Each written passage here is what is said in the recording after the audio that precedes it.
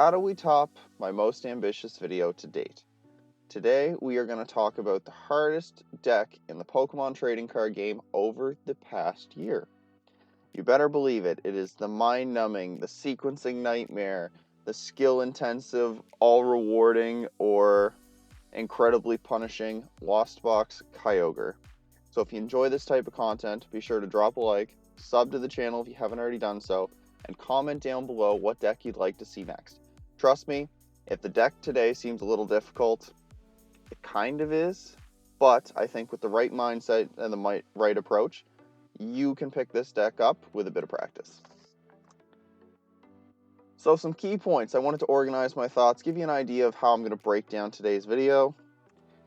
We have, what is the Lost Engine? So it's a brief description, brief intro.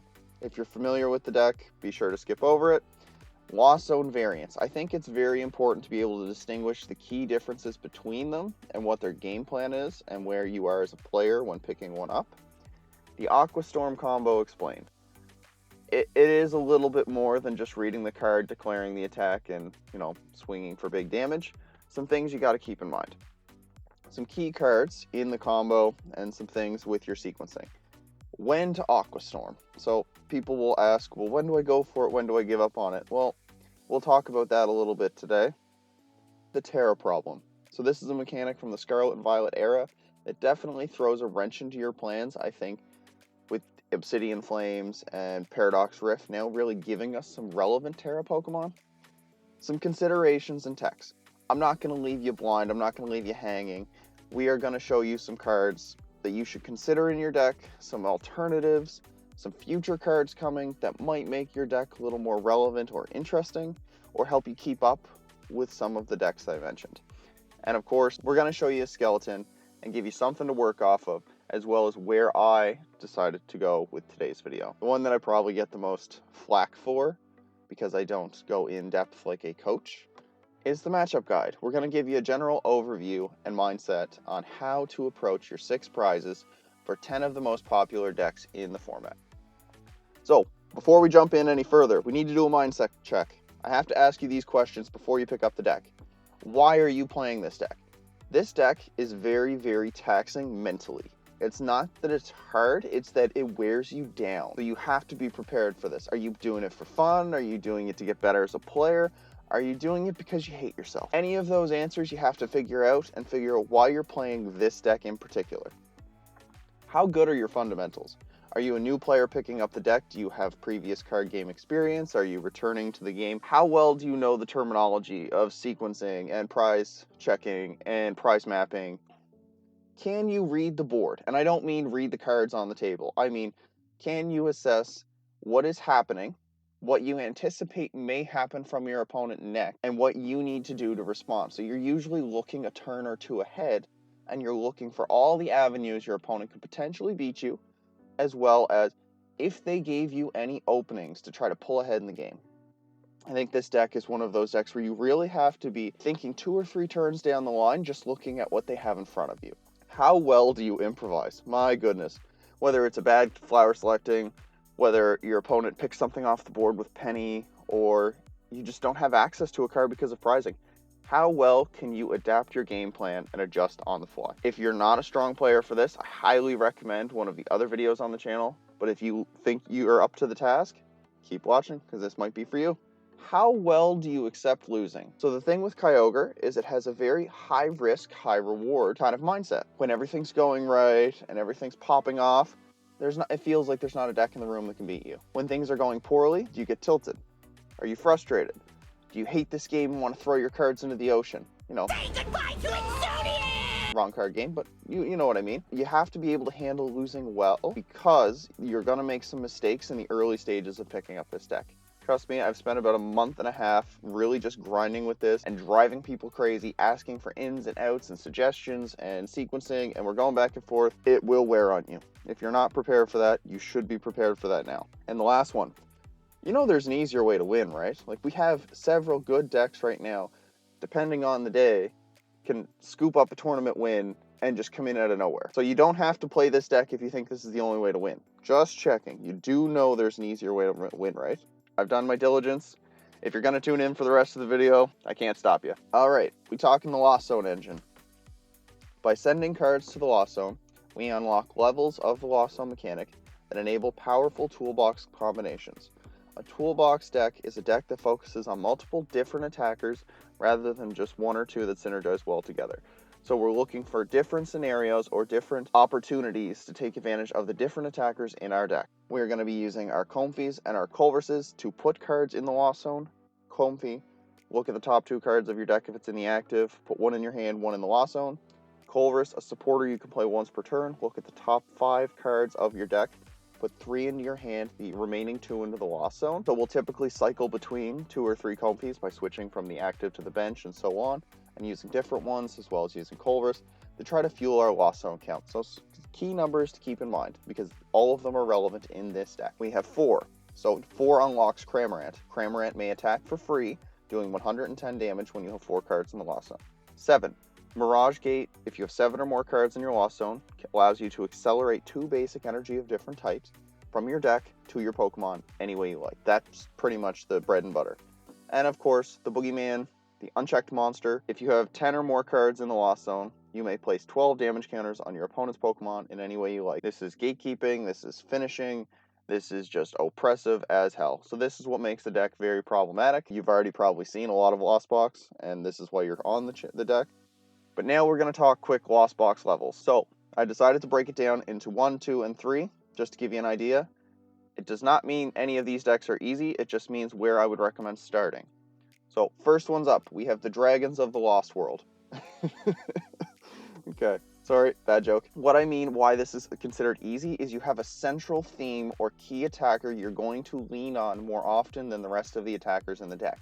So by setting up your Giratinas or setting up your Goodras, you are putting a large presence on the board that you are always going to look towards, and it is much easier to build up that strategy than it is other strategies. And it's a little more linear, like you know that I'm going to lean on Giratina a little more often, or I'm going to lean on Goodra a little more often to get the job done. That's play level 1.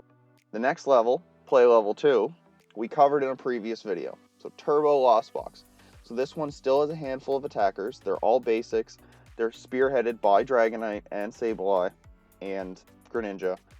But typically there's a little more sequencing involved. You have to know when to pull the plug on a certain card and throw it away, and which one is good for this matchup. So level 2 requires a little bit more board awareness. You have to know which attacker does what. And today, of course, is my equivalent of a play level 3 Kyogre. So this one here, not only are you reading the board and deciding your attackers, you're also trying to predict several turns ahead while bottoming out your deck to get to where you need to be. So Kyogre requires a little more resource management, it requires a little more board readiness, it requires a little more late game planning. So you can't just turn your brain off until the late game and go, oh, Kyogre, let's go. Doesn't always work that way. So it's play level 3. So Giratina to start, Dragonite if you're looking for a little more. Kyogre is also just sequencing Challenger. None of these decks are easy. They're all difficult to master. All of their pilots can show top level play, but some Lost Zone decks are less forgiving than others. So if your only takeaway from this little blurb, a play level 1 is a little less punishing if you make the wrong play than a play level 3. Because at the end of the game and you're looking for that resource, Kyogre might go, where is it? And you're like, oh shoot, it's in the Lost Zone. Whereas Giratina is such a big body that requires less resources that you might be able to get away with. Dragonite is somewhere in between, depending on how you built your deck. Crazy 8 energy people.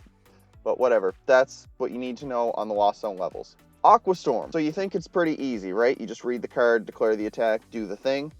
Discard the top 5 cards of your deck, and then choose 2 of your opponent's bench Pokemon. This does 50 damage for each energy you discarded this way to each of those Pokemon.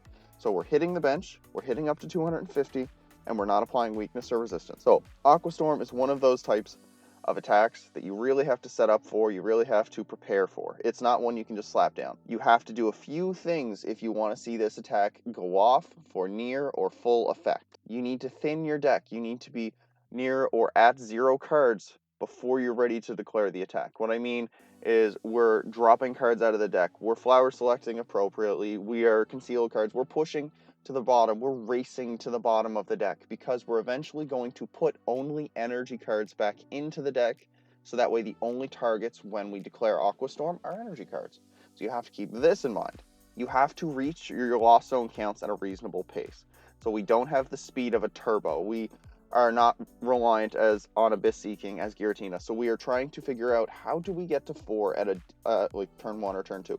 How do we try to get to 7? We're not getting to 10 most games on turn 2. So we're going to be there at about turn 3. So we're a little slower. We're okay. We're going to play the catch-up game. It's how this deck typically operates. You have to also save key resources for late game. I'll see people burn a rod or a recycler and not get full effect out of it. You have to know which resources I can hold, which ones I need in the moment, and deciding. So there's tiny micro decisions every single turn that slowly accumulate until you're at the late game, and that's where they see a good player from a great player. So can you save the right resources for the late game and still try to take at least 2 prizes? I'm not even joking. You still have to be on the front foot with this deck. If you think I can take some time off, no, you still have to go, all right, Kyogre can get me up to 6 prizes in 2 attacks, hitting 2 VMAXs, right? But at the same time, you also realistically have to say, okay, it's only getting me 4 prizes in most instances, 3 prizes in worst case scenarios. How do I get that first half of my prizes? Sometimes it's an easy Cramorant, sometimes it's a Greninja when they forget to bench the Manaphy, it's something like that. How are we going to get those 2 prizes so when we do get to Aqua Storm territory, how are we getting there? It's constantly a mental checklist, and it can wear on you in a 9, 10, 11 round tournament. Even the online tournaments where your cards are in front of you, it can wear on you because you're constantly shaping this game plan while also still trying to win the game with an opponent who's trying to win the game faster than you. So this is all the to-do list. It can be very stamina intensive, and it will take a lot of practice to really build up to a comfort level where you're like, yeah, I can pick this deck up, let's go. But if you're not scared off yet, let's keep going. So some key cards to keep in mind. So these are your 3 most useful attackers in a blind situation. Kyogre is our late game. Remember, it's our comeback. It's not always used, but it's there.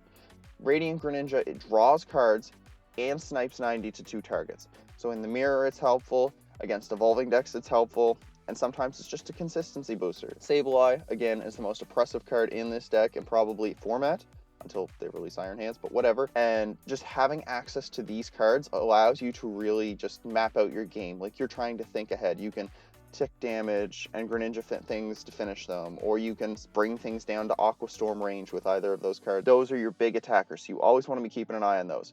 Switch cards, escape ropes. Switch cards in mirror matches are always really important to have because they heal damage. Escape ropes because they do act like boss's orders as well as pivots, so they allow you to move around the board freely, which is what we need in order to get to our lost zone counts and thinning out through our deck and getting targets out of harm's way or getting the right thing in harm's way. And of course, our key resources you typically want to manage: your Mirage Gates, your Super Rods, your Recyclers.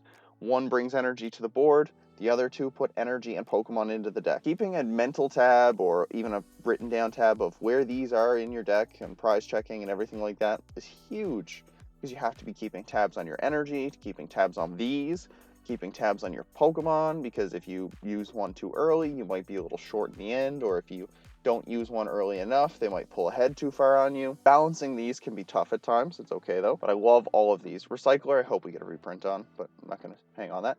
Your stadium cards. I have 2 placeholders here, being Beach Court and Pokestop. Knowing when to use Pokestop, because if you're going in blindly and you've mentally accepted, like I have, I'm just going to mill 3 cards. It's a thinning card. Use it like that. But there's instances where you don't want to thin a Pokemon or you don't want to thin an energy. You have to know. Beach Court or Artisan or whatever your second stadium is usually, knowing when to use that, when to lost zone that, when to keep it from your opponent again. Another small battle throughout the game, but you do want your stadiums because you will need access to Radiant Greninja, and Path to the Peak or any other stadium is starting to pop its ugly head up again. So I mentioned it, when to Aqua Storm. So there's a bit of criteria we're looking for on when to Aqua Storm and when not to. So first of all, when the coast is clear. Water pun, right? This little SOB sitting on the bench. This is a pain because it protects all of your opponent's Pokemon from bench damage. So typically we have to deal with him. Hold the Kyogre, a bit of bluffing so they don't think we have it or it's in the prizes. Because as soon as he hits the bench, just throws our whole plan up in smoke. Have to get it off the board. There's also a new Jirachi coming, which prevents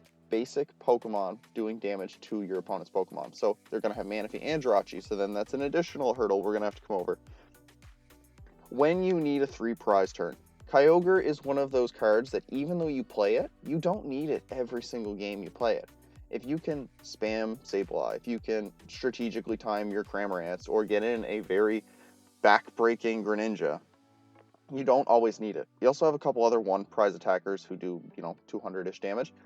You don't always have to lean on this guy, but if you need that big comeback, you have to be still in the back of your mind looking for it. Some key decks that you might want to be looking for the Aqua Storm on. Not all decks are equal, and not all decks need the Storm. Lugia. If they leave too many 2 prizers out there, they're feastable. Genesect Mew. Genesects are easy targets. Arceus decks, nothing an Echoing Horn can't fix.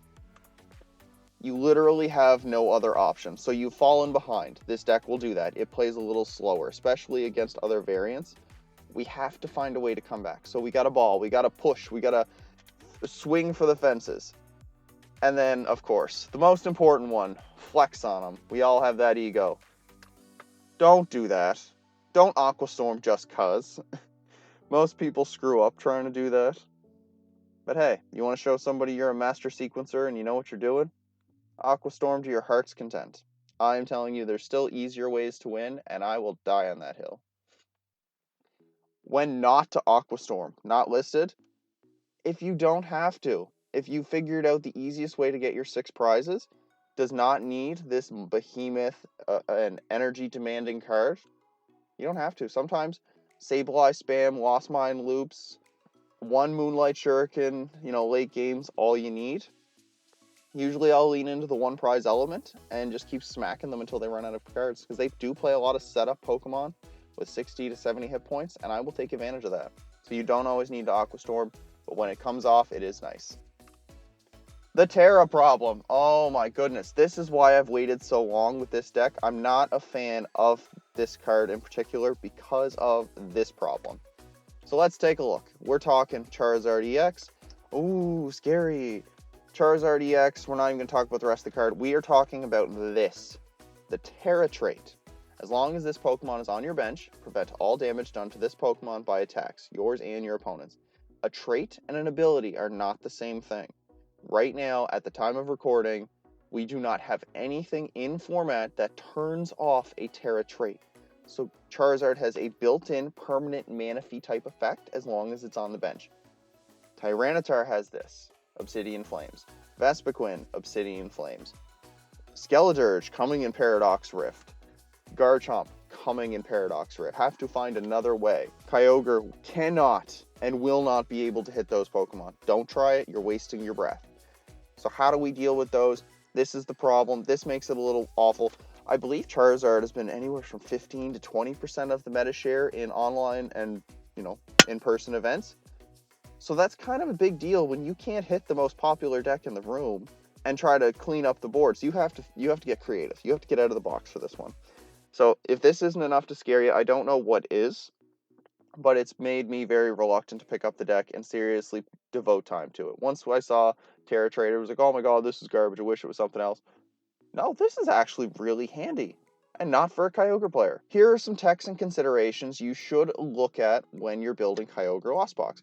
Are all techs created equal? No. Are all of them relevant based on the way the meta goes? No. But through the run of a format, I find it's like peaks and valleys. So the game will swing one way, a tech will be a little more valuable, and then it'll swing another way, and then it falls out of favor.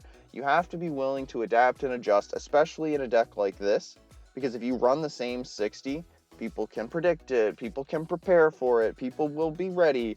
And just because a good deck performs poorly does not mean it's not a good deck. It means people were prepared for it.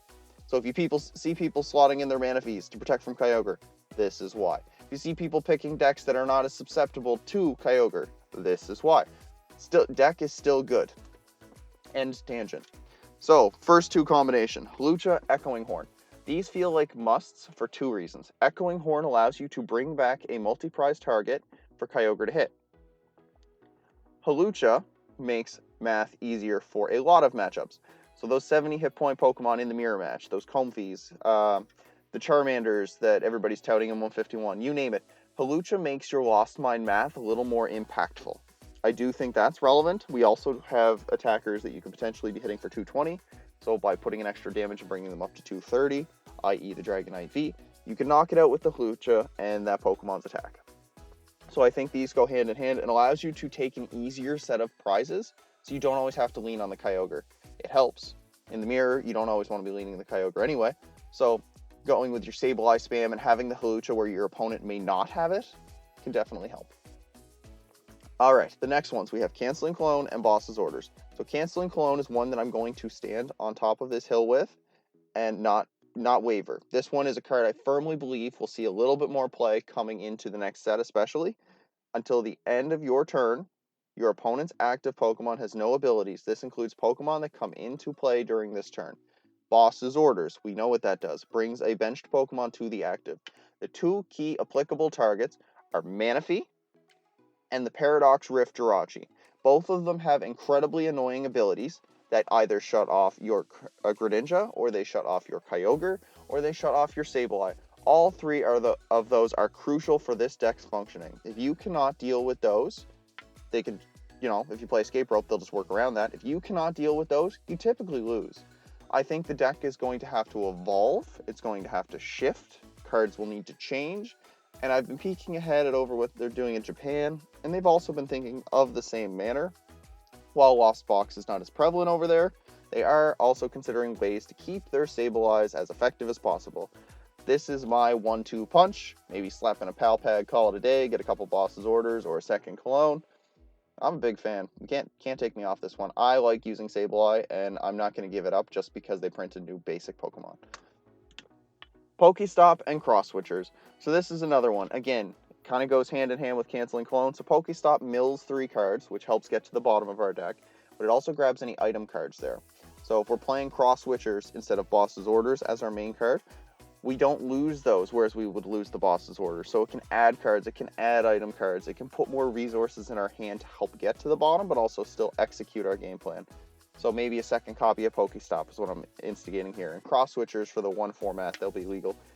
They are a little more cloggy in your hand because you need both of them in your hand to get that Boss's Orders type effect. But I think it could be interesting to give you 2 effects that Pokestop will not mill off. Alright, now we're talking some cards at a Paradox Rift. Again, I told you we weren't going to just give up because the cards are coming out next set. We have Counter Catcher. You may use this card if you are behind in prizes. Switch one of your opponent's bench Pokemon with their active. So this could be the Boss's Order substitute. This could be the Cross Switcher substitute. Because we are comfortable playing from behind and going for the late game closer, it's also searchable off Pokestop. So if you mill it, it's going straight to your hand, not the discard pile. That's pretty sweet if you ask me. So Counter Catcher might be a very good card in Lost Box decks. Allows you to get those Sableyes and Manaphy's, save your Escape Ropes, and so on. Love that card. And of course, the last one, this is the Nightmare one. So remember how I mentioned the Terra Pokemon can't be hit by Kyogre? Well, what if you put damage on the Terra Pokemon using other means? Whether it's you're attacking into them with Spit instantly, what if you're attacking them with Radiant Greninja, so on and so forth. This is a tool card that you may attach to any of your Pokemon and use this attack. For 1 energy, devolve all of your opponent's Pokemon by putting the highest stage into their hand. Many of these decks are playing rare candies. So you put 7, 8, 9 damage counters on their Pokemon through Moonlight Shurikens or through Sableye Lost Mines, and then you slap this down in the late game and devolve them. First of all, they're out of rare candies. Second of all, if their stage Pokemon that they're diverting back to has more damage on it than hit points, it's immediately knocked out. So all those cards then become dead cards in their hand. So you could hypothetically take a 6 prize turn if they have 6 evolutions in play. I think it's something cheeky to mess around with. Maybe Town Store, tinker some cards. I love the potential. I'm going to be keeping an eye on it. I'm going to be trying it in a lot of decks. It is a hateful card, and I'm telling you, Lost Box is the deck that's going to use it the best. Alright, those are some techs and considerations. I will ramble, but not for much longer. Here is my skeleton list. So we took Andrew Estrada's and Raymond Long's deck. We were looking at them, looking for key similarities and some differences. I'm not going to go back and forth between the two specifically. I'm just going to show you these are cards that I found that were in the list that were pretty similar, and ones that I strongly believed would help you with a winning game plan. So we have for Comfey, the Sableye, the Cramorant, that's your package. Manaphy Greninja for Mirror Match and other scenarios. Kyogre, obviously it's the deck. The Colress, the Roxanne is in most decks, but it's also a personal choice, so I put that one in there. VIP Pass, Mirage Gates, Switch Carts, pretty much your 4-ups. 3 Rods and Nest Ball. We have Beach Court, and we also have Artisan, so you can tinker with those. Sometimes you cut one and just bump your counts back up. 3 Rods, 2 Recyclers. Anything less than in Kyogre, you have to be pretty confident in the deck, or you're not going to be using it as often as you think, because I love having those, and I will use them pretty much to a T. Like, that is my safe number, whether it's bad flower selectings or prizings, you name it. It's just nice to have that number of resources. Echoing Horn, again, I already made my case for it. They also played it, so they were kind of in that camp as well. Forest Seal Stone, depending on the package on how you fill out your deck, Forest Seal Stone is typically included. I believe Andrew went with the Turbo with, the Dragonite Raikou, kind of blended level 2, level 3. And then Raymond went with the Pidgeot and the Forest Stone, so kind of a little different there. The Hisuian Heavy Ball lets you look at your prizes. I always say you have to prize map with this deck. Hisuian Heavy Ball makes it so much easier. 1 Lost Vacuum, because sometimes it does let us push to 7 on turn 2, which is nice, or 10 turn 2 if the stars align. And then Pokestop, your stadiums, your targets. 4 Water, 3 Psychic, and 8 Flex cards. That's the Flex cards. This is the list. I'm not sure where I am with the rambling process. I'm trying to be a little thorough, guys. I apologize in advance if this one turns out to be a long one. But this is the 52 card skeleton I recommend working off of and figuring out what you like. But we're not going to start there. We're going to go with what I think you should at least give a try after today's video. So we kept everything. And how did we fill out our A cards? I actually plucked away the Beach Court and the Forest Stone from that skeleton. I just after more playtesting. And the cost of Forest Stones are just a little ridiculous right now. I think they're like 20 bucks Canadian. Anyway, I opted for the Hulucha to finish off that Echoing Horn package. It makes Mirror Match so much easier. Not even joking. It also helps feast on Gardevoirs when they try to reestablish the Raltses. But that's 2 other free matchups. We are including Zamazenta and 4 Metal Energy. So rather than play Dragonite and give them a 2-prize Pokemon, we give them Retaliate. So Metal colorless, 100 damage, and if one of your Pokemon were knocked out the previous turn, it does 120 more. So 220 damage on a 1-prize Pokemon. It's very strong, very good, gets a lot of numbers in line if they don't finish it off already. The big reason why I opted to drop the V package, this deck needs a lot of turns. It does. It really does need a lot of turns. And if you're putting V Pokemon on the board and you're learning the deck, you're putting yourself on an even tighter window for even less mistakes. And I think you want to give yourself those 6 prizes or 4 to 5 turns where they really have to work to clear your board, okay? If you want to try the V package, I highly recommend going back to Andrew's list from Play Limitless. 4 Culverus, 2 Roxanne.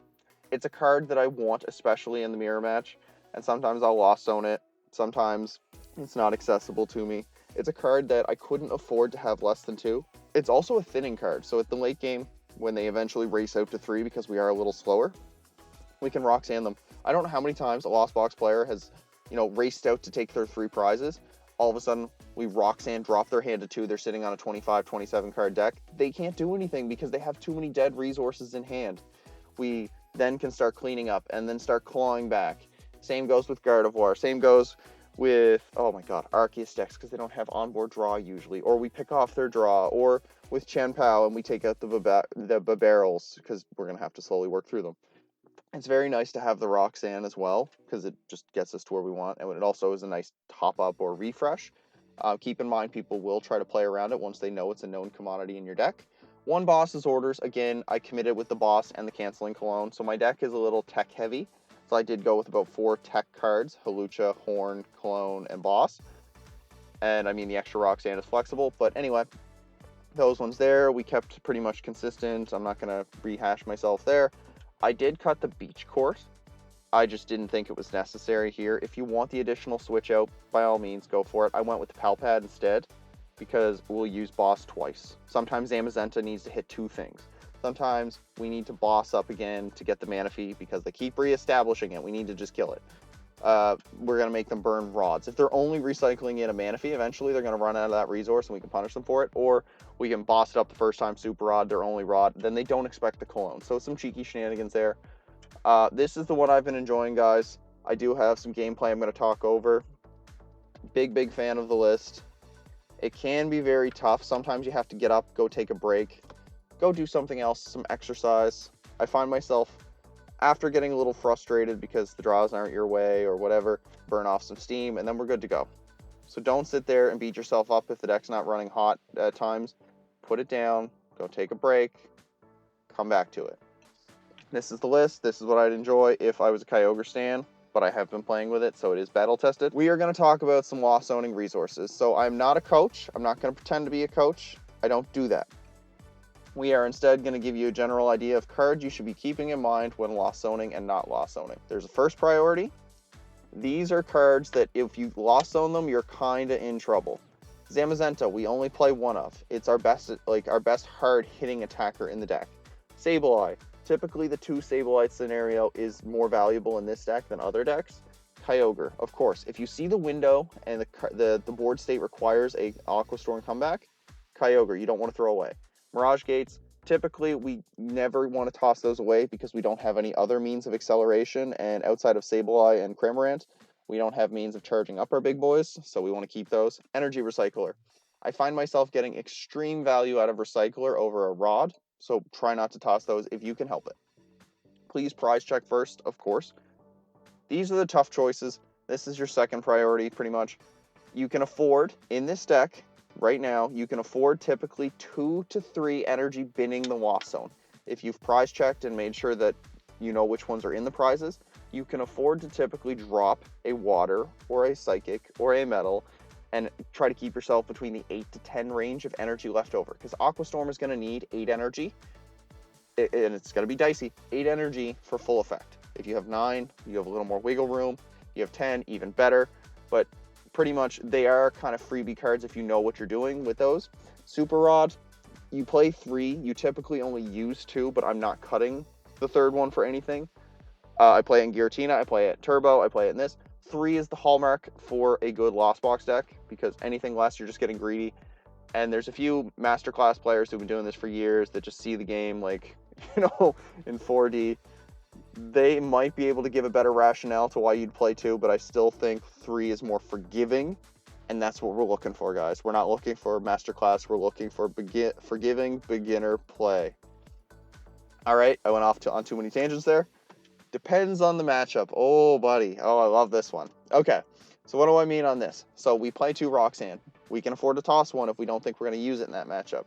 Or if they have too many draw engines, right? It doesn't make sense to constantly Roxanne their hand if they're just going to keep topping up. Halucha. What if they don't play small Pokemon? We can't really deal with them. The Arceus decks. It's very hard to find a scenario where Halucha in an Arceus deck really gives you that, key math number. Manaphy.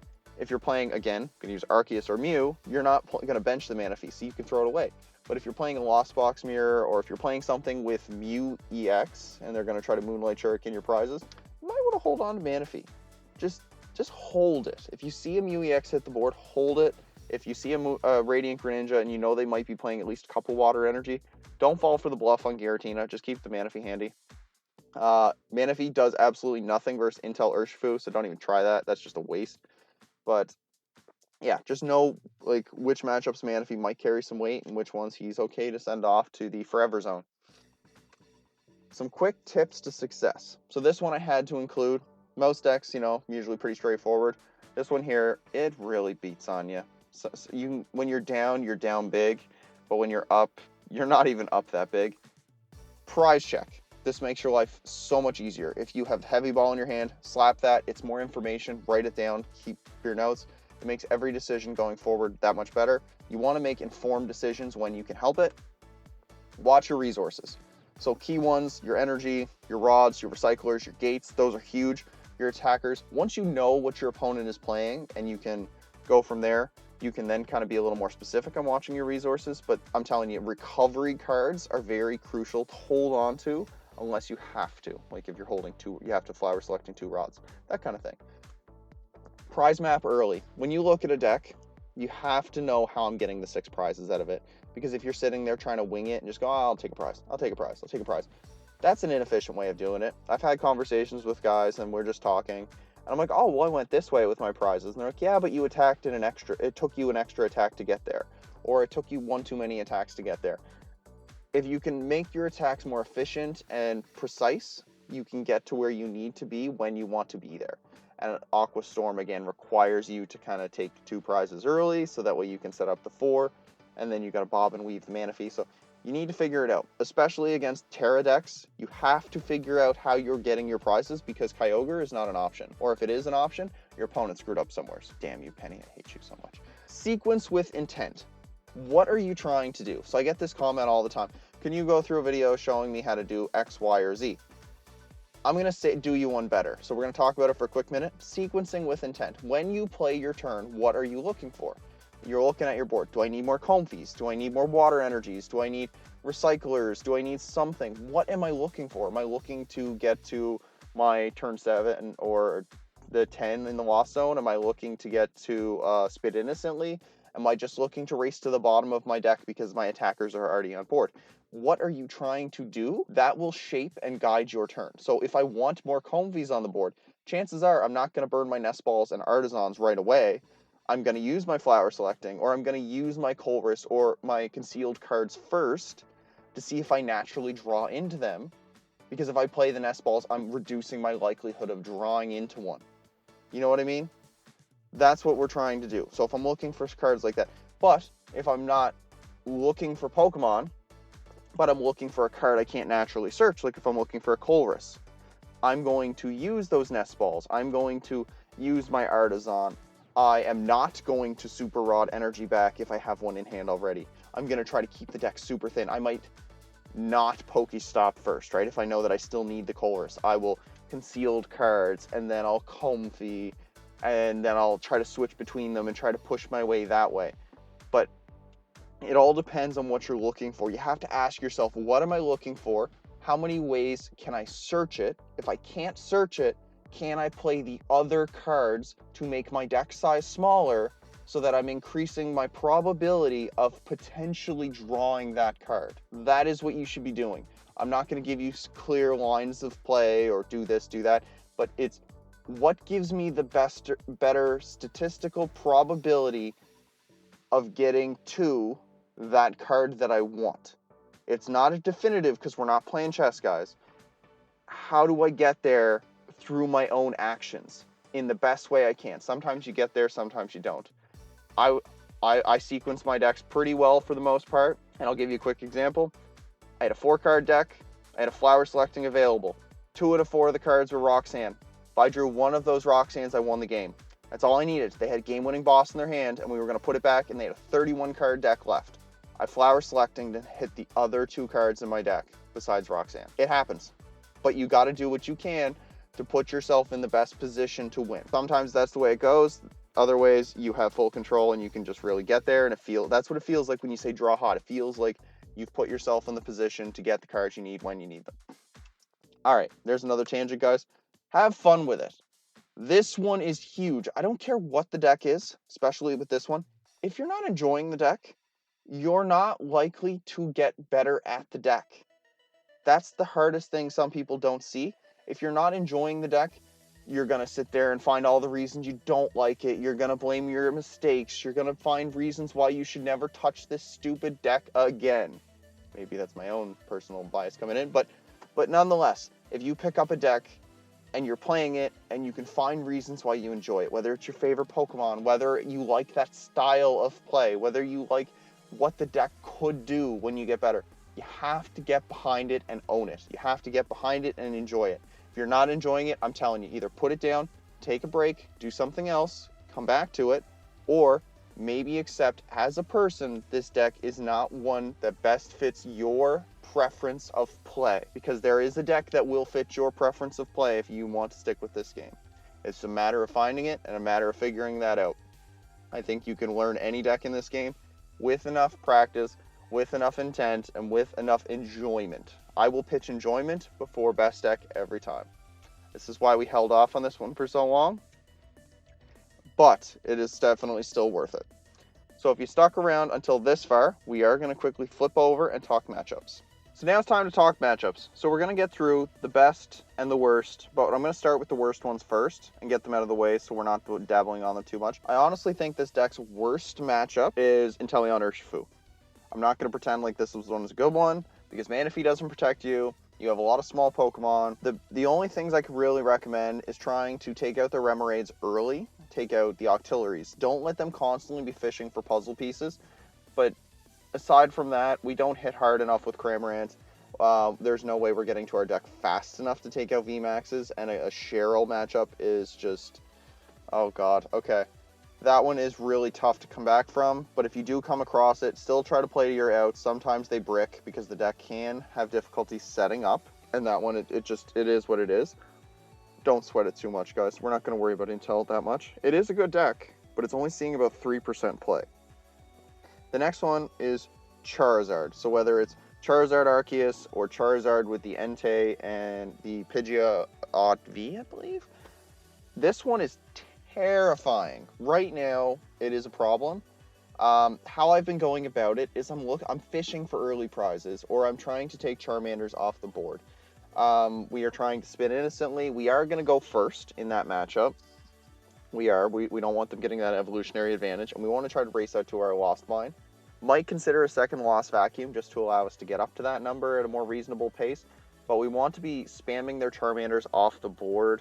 We want to be, putting 3 damage on the Pidgeot EX. The Entei and the Pidgeot V are baits.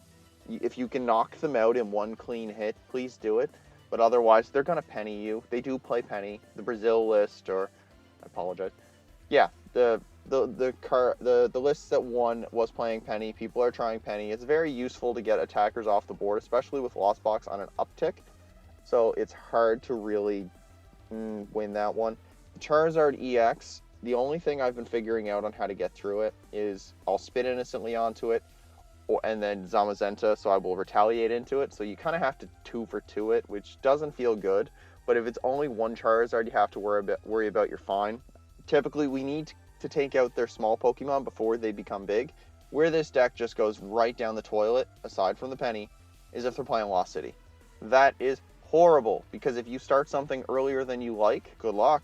It is tough. Like, how have I been going with it? And it's not even a guarantee. I think this one I've lost the most. Against Charizard, I will take out a Charmander, and then I'll take out a Manaphy, and then they'll recycle the Manaphy, and they'll put the Manaphy back, and then they slap the Lost City down, and then the Charizard will knock out my Cramorant and send it to the Lost Zone, and then I will boss up the Manaphy, and I'll Echoing Horn off the Charmander that I took out, and I'll take out those 2, so that's usually about 3, and then sometimes, if I'm lucky, they'll either keep the Entei on the board and the Pidgeot, or they'll leave a Radiant Zard, and then I have to fish for my Aqua Storm play, which is still horrible.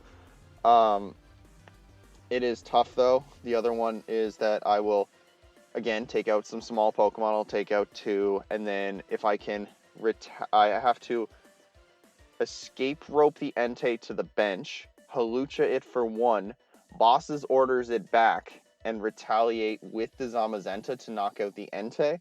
So then I have 2 small Pokemon, the Entei knocked out, and then it's a matter of, did they just lost on my Zamazenta? If it's a yes, it's a okay, we're gonna be into some bad times here. So then they've got 4 prizes, and then I have to lean on Aqua Storm because I'm not gonna get through that Pidgeot EX fast enough.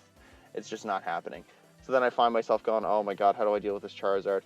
But what I do find, and this is why Paradox Rift was mentioned earlier in the video, is that they still are rare candy reliant. So I can put 90 damage on that Charizard. It's not going anywhere. I can put damage on that Pidgeot, and it's not going anywhere. This is why I've been strongly considering the Devolution tool, because I can't stand this freaking card and playing against it, because Charizard is so big. But when I Moonlight Shuriken it and then hit the Pidgeot, the next turn I can follow up with anything under the sun, Devolutions, TM, and then knock those 2 out. I don't have to worry about those 2. Sure, they're sitting on the evolved forms in their hands, but they don't have the basics anymore because they're also gone to the Lost Zone. It helps. It's definitely tough right now. You will probably bash your head against the wall trying to figure it out. If you're playing against the Charizard Arceus variant, typically we just want to Echoing Horn the Arceus V and the Pidgeot EX, and that's 4 prizes there. So 3, sprinkle that on the Pidgeot, 3 on the Arceus, and then you're going to lose a lot of attackers to the Lost City, so you have to really just kind of take your prizes there. If we don't have to go through Charizard, for the love of God, don't. It's too damn big. That Pokemon is too damn big, and we can't deal with it. So that's how we deal with Charizard. It is still a below 50 win rate, guys. You will drive yourself crazy. I've had to put the deck down, go walk outside, go for a walk, go hit some squats, do something, and come back to it, because that deck is just, oh my god, that's probably your second worst, if not your worst. Inteleon just feels like an auto loss. Then we are looking at, okay. So let's cover both of the Lugias, because they're still seeing an uptick, and I think if you're playing in Toronto, if you're playing in Lille, I do imagine to see a lot of Lugia. So how would I play that one? Typically, we're looking to see if they can't clear their board of multi-prize Pokemon. They're going to have 2 Collapse Stadiums. They are going to spam the Snorlax army, the Stonjourners, the Yveltals, the Tyranitar's. That's fine. What we're looking for is for them to leave 4 prizes on the board. So you have 2 approaches here. We can retaliate and Boss's Orders and either hit into their Lugia V before it evolves, because they might usually have 2, or a Lumineon. So we can, and then we go Radiant Greninja, Lost Mine spam, take out the Archeops. That's 2 more prizes. And then we can Echoing Horn, Palpat in the boss, and try to take out another Lugia or Lumineon. Or we can knock out the Lumineon, or we can try to go for the Aqua Storm play. So single strike, it's much easier to go for the Aqua Storm play. They are playing 2 Collapse Stadium on average. That's what I mentally go into the battle as soon as I see Lugia. It doesn't matter what the deck is, they're playing 2 Collapse Stadium. So in this instance, I'm going to have to hold my Lost Vacuum, and I'm going to have to hold 1 Stadium card, because I need to bump their Collapse Stadium at the appropriate time in order to get the Echoing Horn off, and in order to get the target. So if you escape rope, what they'll do is they'll switch between the multi-prize Pokemon. This is another reason why the Boss's Orders pulls its effect.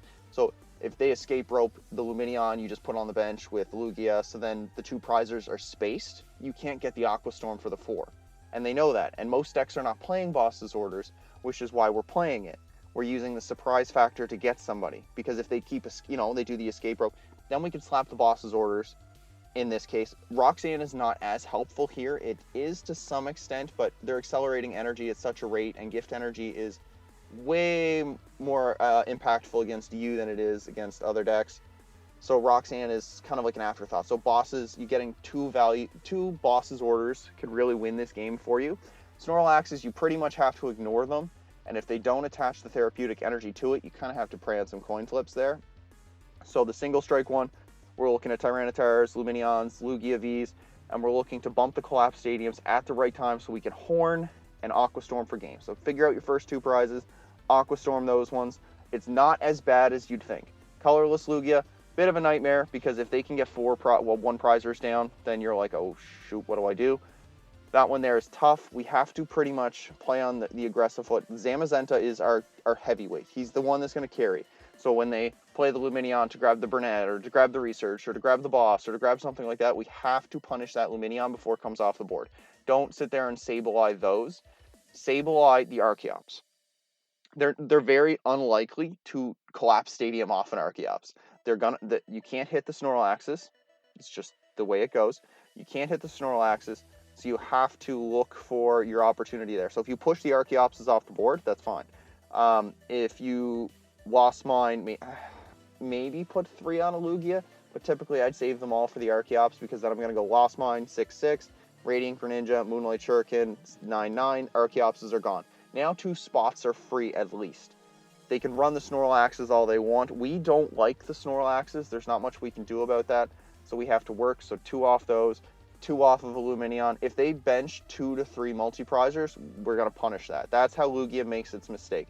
When I've been playing Lugia, I've been trying to incorporate more 1-prizers to take that element away, but that's how we've been dealing with it now. So Lugia is a little bit dicey. I see the discourse. Everybody says that it is a tough matchup. You know what? It is, but the other thing you have going for it with Lugia, they might not set up. They might not get into that game, and if they don't get into the game, you don't have to worry about it. So there's some variance to it. Typically, you're looking to see if they overbench their multi-prize Pokemon, and you are looking to directly remove their Collapse Stadium when they want it. They're not going to take it off. As a Lugia player, you're not going to take your Collapse Stadium away. You're just going to leave it at 4 and say, you know what, I'll live with the 4 bench. I'll go with that, because I don't want you putting any of my bad Pokemon back on the bench. I don't play rods. They're just sitting there for you to pick off. I'm not putting it back. So you have to hold 2 Stadium Bump resources for your Echoing Horn. Those ones are a little tough. I will say they're still winnable. They're not like direct 50-50s, but they're a little closer. All right, now we're talking Mew. This is another prime Kyogre play. So typically what we're looking for is we are looking for double Genesect. We are looking, how do we take out one Genesect, and how do we finish the game taking the other two Genesects? The Mew is constantly going to be punching us in the face. They'll play 1 to 2 Lost City, that's okay. They're also going to spam some, They're also going to spam some Path of the Peak. Sometimes we can punish them with that very Path of the Peak because we're playing a heavy Rock Sand count. So if they bump the path or they burn their Force Seal Stone early, some decks have to just to get into the game.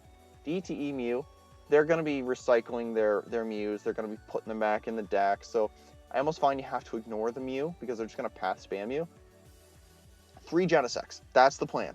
I don't care how you get there. Figure it out. 3 Genesects. Is it a retaliate with Zamazenta? Not get a Genesect. He knocks you out. And then we just Super Rod, Nest Ball, Mirage Gate. Second copy of Boss's Orders. Another one. And all those bad DJ Khaled memes.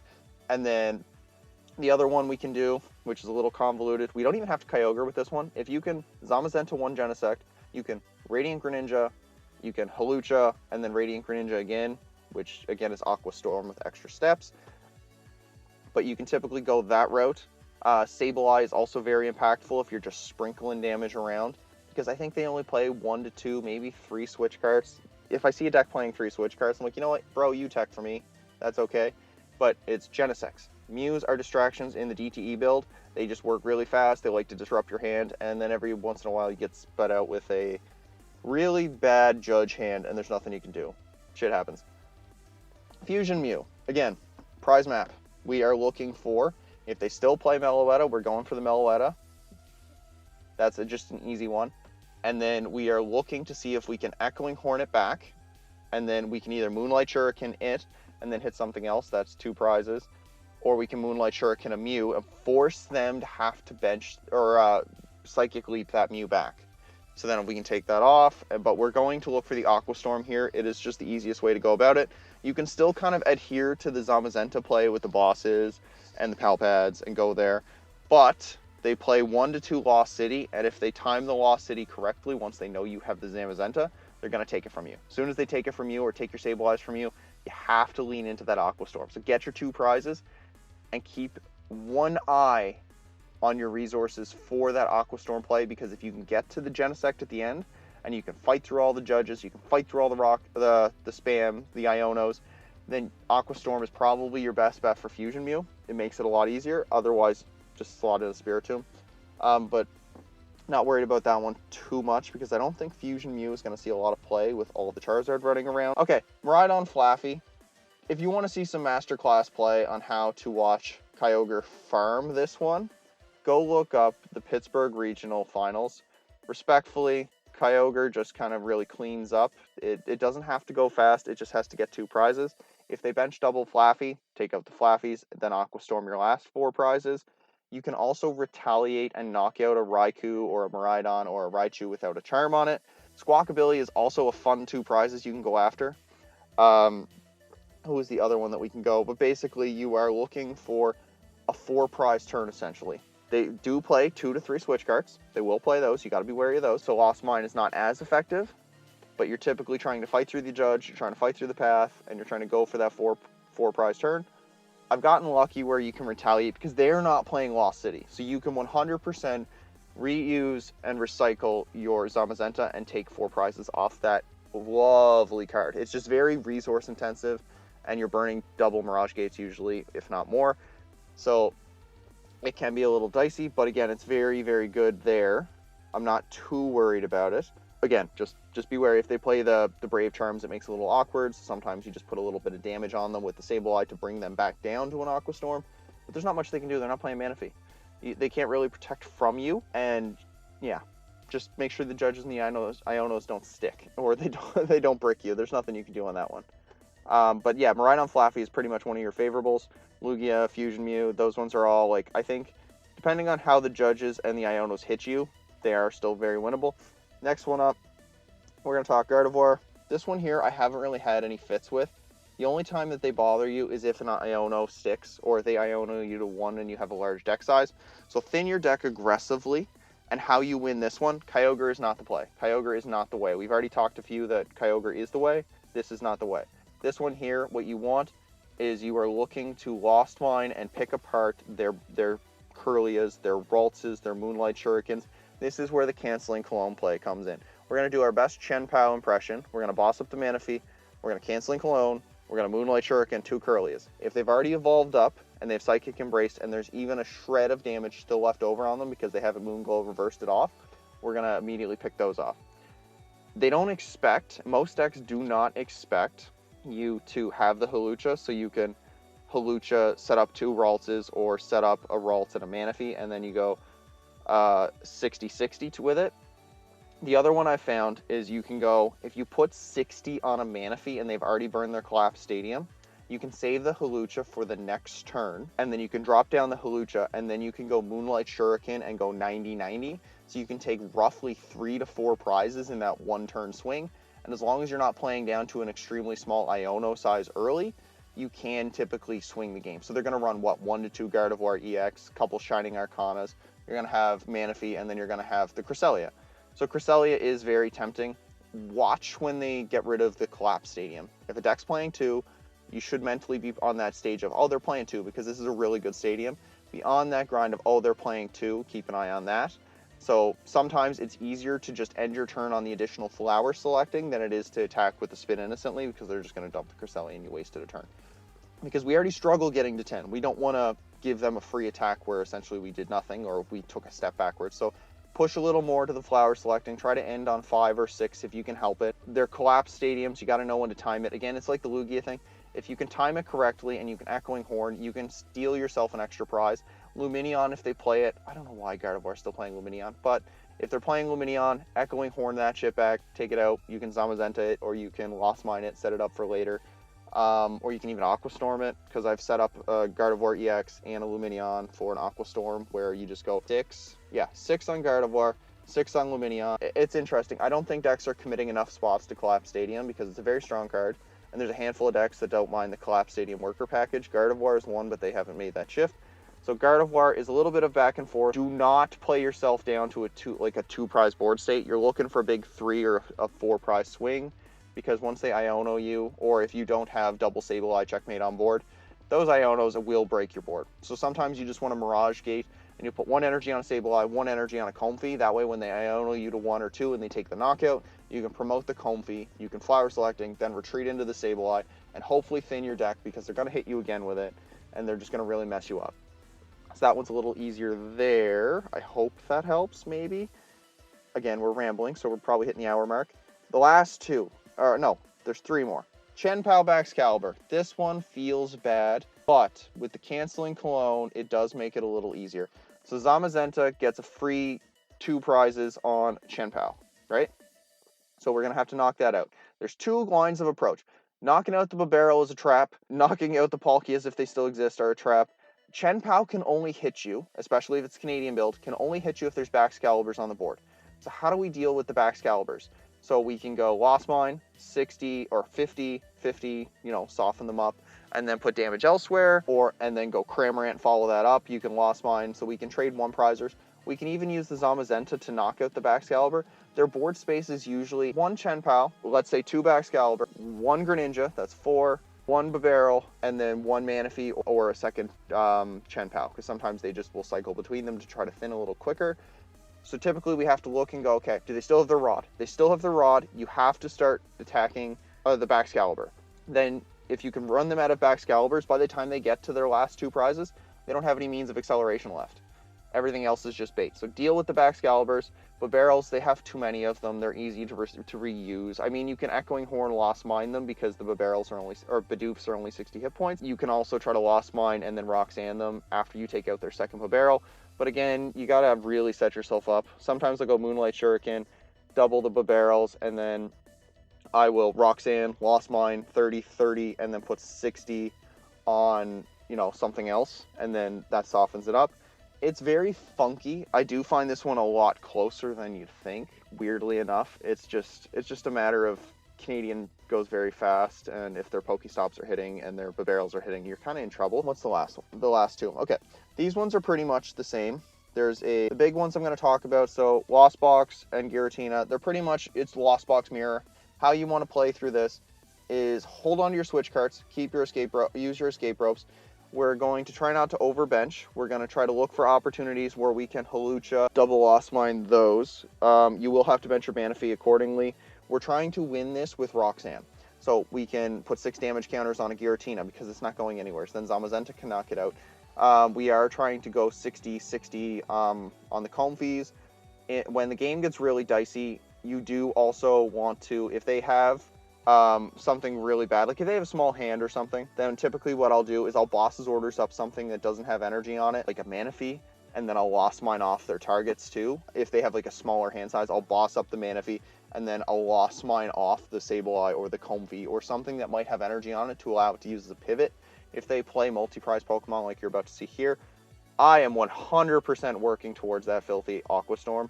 If Giratina plays double Giratina V, I am looking for the Aqua Storm. There's no ifs, ands, or buts about it. They can play the Mana Fee all they want. I play Canceling Cologne. So I'm going to hold that. I'm going to Aqua Storm. I'm going to go through that one. If they're playing the Turbo, it's Battle of the Lost Mines. I believe there was a very good back and forth for Peoria. That one is something I'd recommend watching where you're putting 40, 40, 40. You're looking for checkmates. You're looking for board states where they can't clear their board as fast as you are. I'm telling you, man, it's the Battle of the Lost Mine, and sometimes they just get set up faster than you, and it's hard. But the Roxannes can help you claw back, and then you got to know who you're taking out. So with the Lost Mines, you try to take out things that can help them claw back into the game. Sorry, I'm getting a little mesmerized just watching this really glitchy, blurry, fun Aqua Storm, because people will tell you Boss's Orders in the deck is bad, but I had a blast. I'm telling you, like, this is a deck that I enjoy and really have a ton of fun with. If you stuck around until the end, here's a nice little Aqua Storm for you. Let me know what you think. Did I ramble way too long? Do you still have more questions? Because if you do, I'm happy to answer in the comments below and what you'd like to see next. But until next time, guys, thanks for watching and take care.